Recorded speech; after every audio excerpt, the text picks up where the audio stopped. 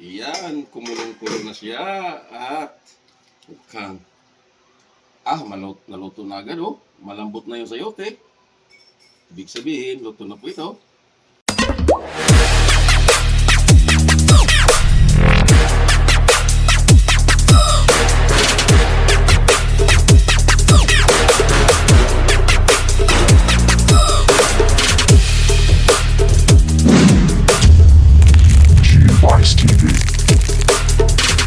What's up mga guys? Magandang hapon po sa lahat. Welcome to my channel, Subice TV and my cooking vlog. So ngayon po ay nandito na naman tayo sa kusina at meron na naman tayong lulutuin muli. Simple lang ang ating lulutuin ngayon. Ito'y magsabaw po tayo ng isda. So ang tawag sa ating lulutuin ngayon, tinulang isdang bakoko. So yan po ang isdang bakoko. Malinis po yan, ulot buntot at ating binukod. Dahil yan ang ating sasabawan. So yan po mga sangkap natin gagamitin. Maglagay tayo ng sayote.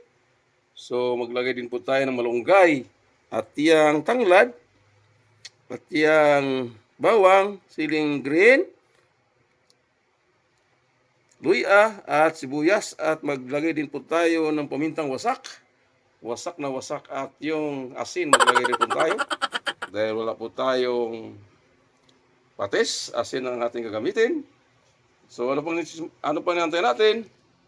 Tayo na magsimulang magluluto. So first step po tayo sa ating pagluto ng tinulang isdang bakoko. So maglagay po tayo ng kunting mantika sa kawali. At igisa lang natin itong bawang.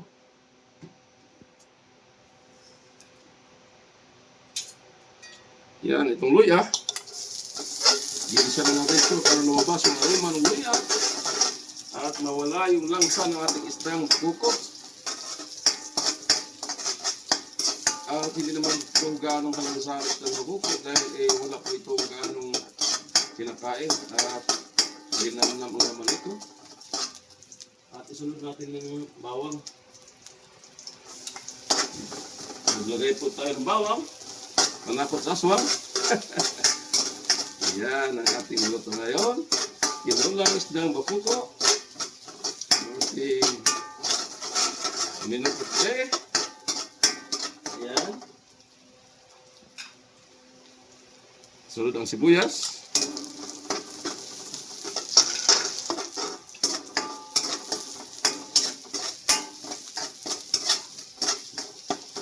Ang kapalan yan. Ano siya. May sabaw po ang ating luto ngayon dahil tinulang na yan, oh.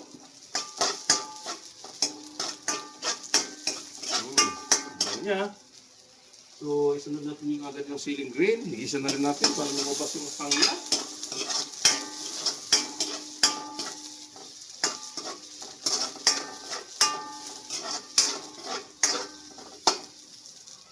At itong sayote, ilagay na rin natin. Kasi ang isda, madali lang bumaluto. Igisa na rin natin yung sayote. Ganun po yung proseso po sa pagluto o pag tinulang ng isdang bakoko. Dahil mabilis lang pumaluto yung isda, kaya po inulan na yung gulay.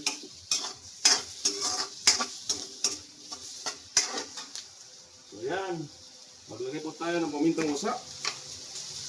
Mga 20 pieces na pamintang wasak. Ayan, 20,000 pieces. Ang dami na. So ayan.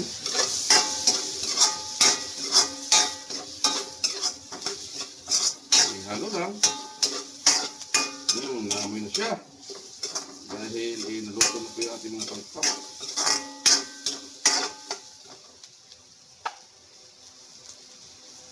So maglagay po tayo ng kunting asin. Kunti lang, mga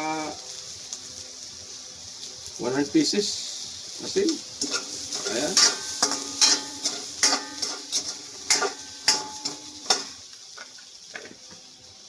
So yan, isunod na natin yung isda. Yan, isdang bakoko. Ito na yun. Yan, isdang bakoko. Yan siya.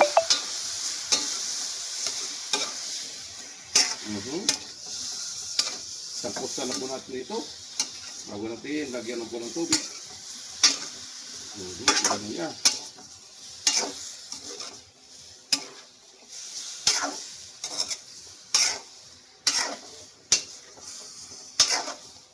Laki ng ulo nito. Nakabiyak na ulo lang. Ay, busog na rin. Ayan, tinulong isdang bakuko. Our minute for today. Araw ng Martes. So ayan, lalagyan na po natin ng tubig.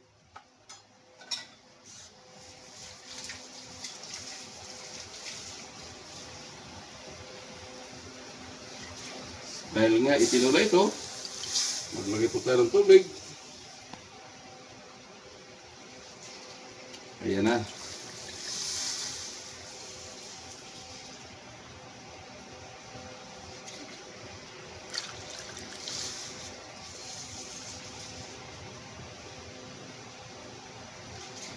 So mga 3 mangkok na tubig, pwede na yan.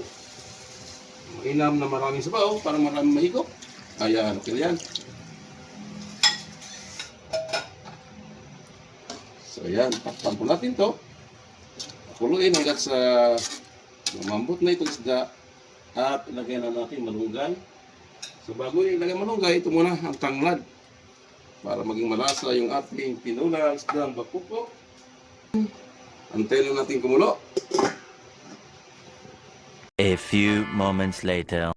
Ayun, titingnan na natin yung ating nilutong tinulang isdang bakuko. Iyan, kumulong-kulong na siya. At mukhang, naluto na agad oh. Malambot na yung sayote. Ibig sabihin, luto na po ito. Ayun, titikman po natin kung tama ba sa timpla. Yung ating lagyan po natin ng Ajinomoto. Kunting taktak lang ng Ajinomoto, ayos na. Napakasarap nito. Tinulang isdang bako. Our menu for today. So, ayan na. Tikman natin muli. Napakasarap. Sabaw pa lang, ulam na.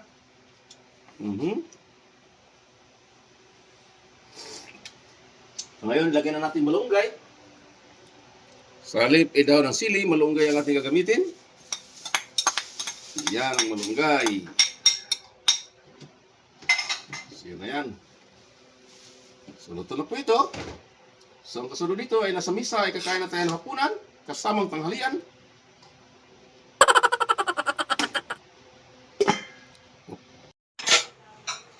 Ito na yung ating nilutong tinulang isdang bakuko. Tara mga guys, tikman natin yung ating nilutong isdang bakuko. Tara, kaya tayo. Ito na siya oh. Ay, sabaw pala ang ulam na. Ang sarap talaga. Tinulang talaga ang lasa.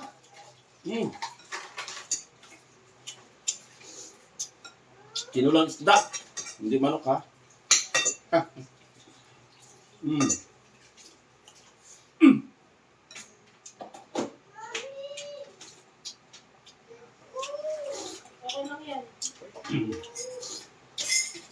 Napakasarap. Tara, kain tayo ng hapunan kasama tanghalian.